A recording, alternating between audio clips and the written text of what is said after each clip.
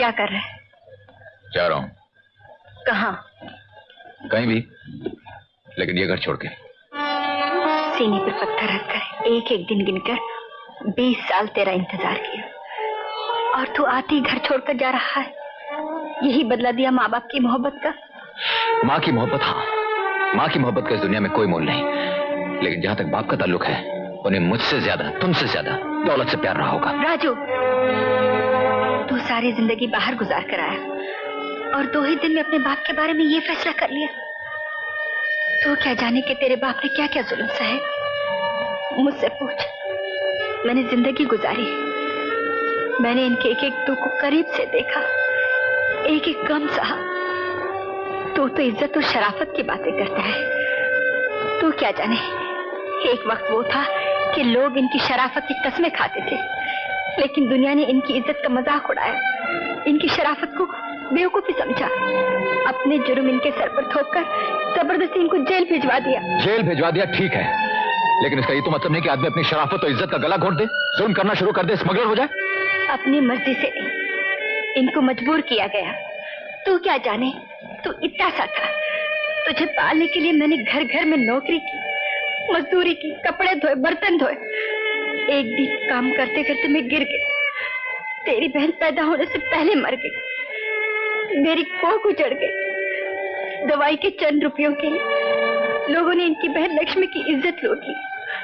इतने दुख झेलने के बाद या तो इंसान खुदकुशी कर लेता है या फिर नफरत और बदले की आग में दूसरा रास्ता इख्तियार कर लेता है। अगर तू और मैं न होते तो इन्होंने शायद खुदकुशी कर ली होती, लेकिन इन्होंने हमारे लिए अपने आप को जीते जी मार डाला। इसके बाद भी अगर तू जाना चाहता है तो जा, मैं समझूंगी हमारी तकदीर में यही है। पहले बहन गई, बेटी गई, अब बेटा भी घर छोड़कर जा रहा है। माँ, मुझसे गलती हो गई माँ, मुझे माफ कर दो।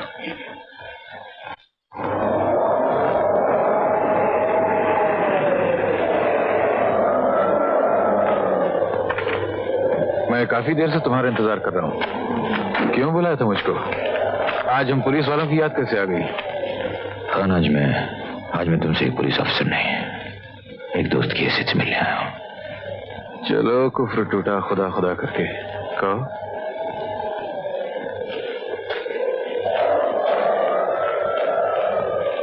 खान, 20 साल से जो जिंदगी की लड़ाई लड़ता चला आया हूं, लगता है आज इसे हार गया हूं। मिस्टर वर्मा ने अपनी बेटी का हाथ मेरे बेटे के हाथ में देने से इनकार कर दिया। वो तो एक दिन होना ही था धर्मा, और यही 20 साल से मैं तुम्हें समझाता है एक दोस्त की हैसियत से। अगर तुम कभी नहीं माने, बस तुम जीतते रहे और हम हारते रहे। कानून को सबूत चाहिए था और तुमने सबूत कभी हमारे हाथ पड़ने नहीं दिया। मैं क्या करता खान?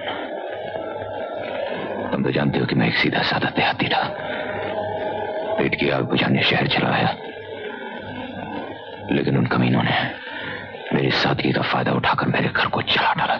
और उस आग से तुम सारी दुनिया को जलाने निकल पड़े। कानून के फैसले का इंतजार नहीं किया तुमने। तो और क्या करता मैं? थोड़ी देर के लिए मान लो कि तुम्हारा कानून उन्हें सजा दे भी देता, वो तो फांसी के तख्ते पर चढ़ जाते, लेकिन मुझे क्या मिलता? क्या मेरी बहन, मेरी बेटी मुझे वापस मिल जाती? और तुमने जो मनमानी कली से तुम्हारी बहन और तुम्हारी बेटी तुम्हें वापस मिल गई। इस समाज में रहना है तो उसके कानून का लिहाज रखना होगा। अपनी 1.5 ईंट की अदालत बनाकर आप अलग नहीं रह सकते। कोरे कागज पर दस्तखत तुमने किए थे, गलती तुम्हारी थी, और अपनी गलती मानने के बजाय तुमने कानून पे इल्जाम लगाया, बगावत पर उतर आए। ये उसी का नतीजा है। 20 साल पहले जब तुमने जहर बोया था, आज वही तुमको काटना पड़ रहा है। तुमने कभी अंदाजा लगाया तुमने अपनी क्या हालत बना ली है? तुमने अपने आप को जीते जी मार डाला है।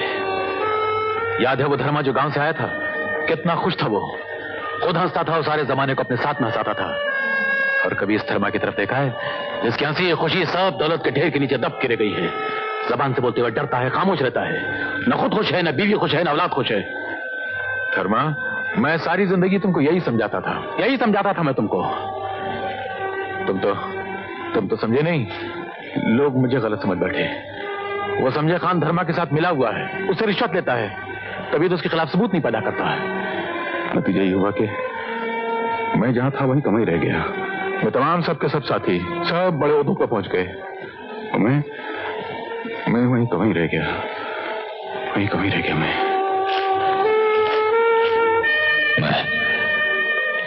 मैं तुम्हारा करता हूं खान।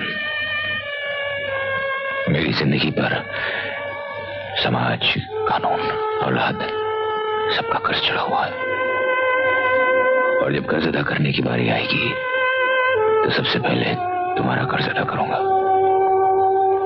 लेकिन मुझे थोड़ा वक्त चाहिए खान, मुझे थोड़ा वक्त चाहिए। मैं अपने बेटे का घर बसा लूं, मेरी परछाइयों से जो मेरे बेटे का घर चल रहा है उसे बचा लूं, फिर मैं अपने आप को तुम्हारे हवाले करने खुद आऊंगा, मैं खुद आऊंगा खान। लेकिन एक बात समझ लो धर्मा, यहां तक पहुंचने के लिए तुमने 20 साल लगाए हैं। वापसी में तुम्हें कानून के रास्ते से गुजरना होगा, और वहां भी शायद तुम्हें 20 साल ही लगेंगे। मैं जानता हूं खान। मुझे इस आदमी के आसार अच्छे नजर नहीं आ रहे। धर्मा बिजनेस तुम्हारे नाम पे करता है, तुम फंस भी सकते हो।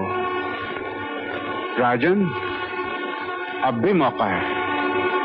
लेकिन मिस्टर सिंह, मैं कर भी कर सकता हूं।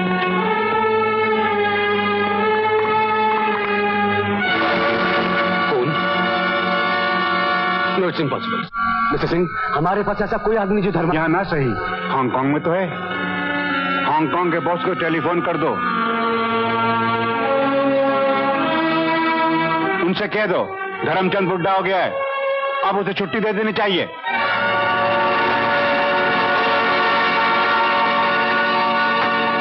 हेलो राजू, मैं गीता बोल रही हूँ।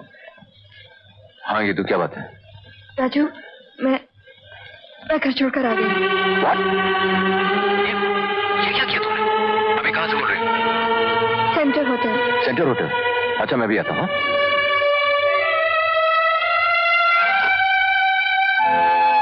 हाँ राजू, मुझे यहाँ से ले चलो, कहीं भी, किसी भी जगह।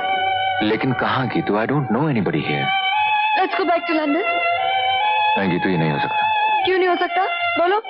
यहाँ आकर तुम्हारा दिल मुझसे भर गया है। ये बात नहीं है गीतू, ये बात नहीं है।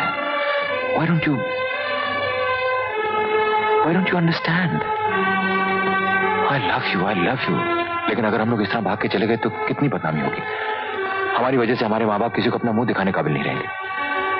और एक बात और है गीतू, मेरी माँ ने मेरे लिए जिंदगी भर दुख उठाए।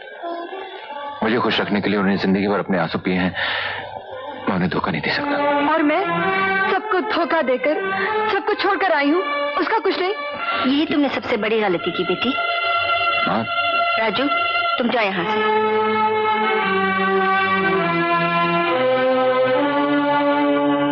बेटी, जानती हो क्या गलत कदम उठाया तुमने? तो अपने स्त्री धन का अपमान किया है तुमने। लड़की जिंदगी में सिर्फ 2 बार घर छोड़कर जाती है। एक बार जब अपने माँ बाप के घर से उसकी डोली जाती है, दूसरी बार अपने पति के घर से उसकी अर्थी उठती है। बस यही लड़की की जिंदगी है। उसको अपनी मर्जी से कदम उठाने का कोई हक नहीं। और माँ बाप अपनी जिद पर रहे, अपनी झूठी शान के लिए औलाद की जिंदगी बर्बाद कर दे, और वो खामोश हैं। सब कुछ चुपचाप सहते जाए। खामोश रहना और चुपचाप सब कुछ सहने का नाम ही औरत है।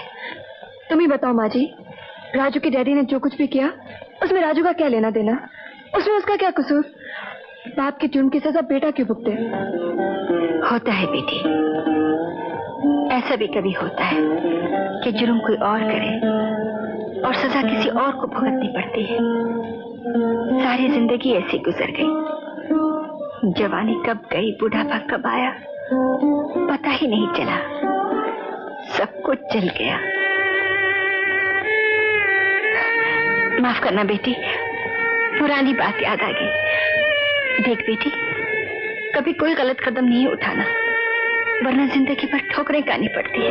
क्या कह रही हो? ये राजू के साथ कोर्ट में शादी करके लंदन भाग जाना चाहती थी? जी हाँ, लेकिन मैंने इसे समझाया, ये विलायत नहीं हिंदुस्तान है। यहाँ जब तक माँ बाप कन्यादान न करें, आशीर्वाद न दें, उसको शादी नहीं समझा जाता। इसने अपनी गलती मान ली है, अब आप भी इसे माफ कर दीजिए। धर्मचंद जैसे आदमी की बीवी के मुंह से ऐसे अल्फाज सुनकर ताज्जुब हो रहा। ये सुनकर और भी ताज्जुब होगा। ये सब उन्हीं का सिखाया हुआ है। जबान मेरी है, अल्फाज उनके हैं।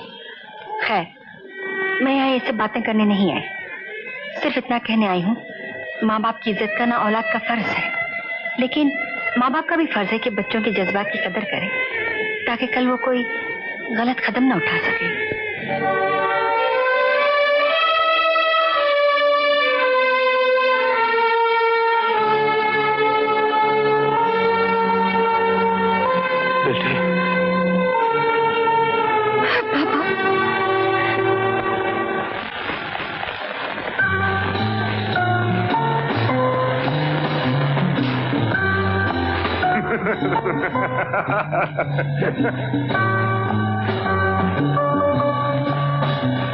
कहिए।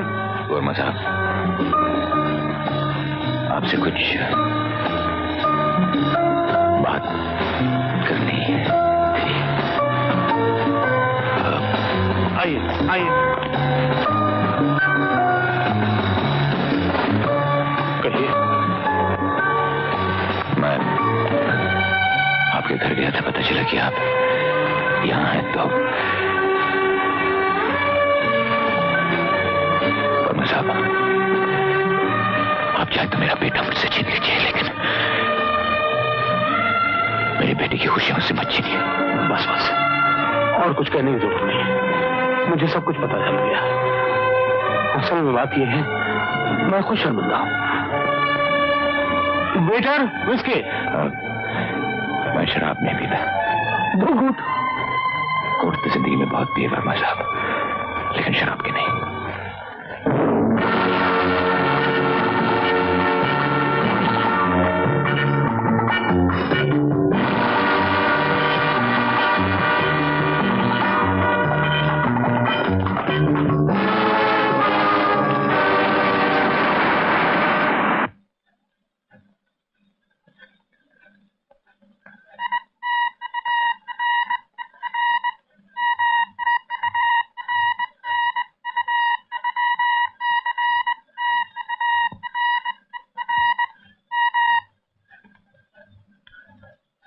Yes. हाँ।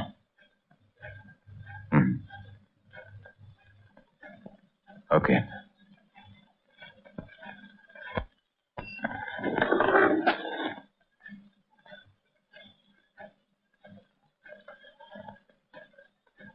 राजन,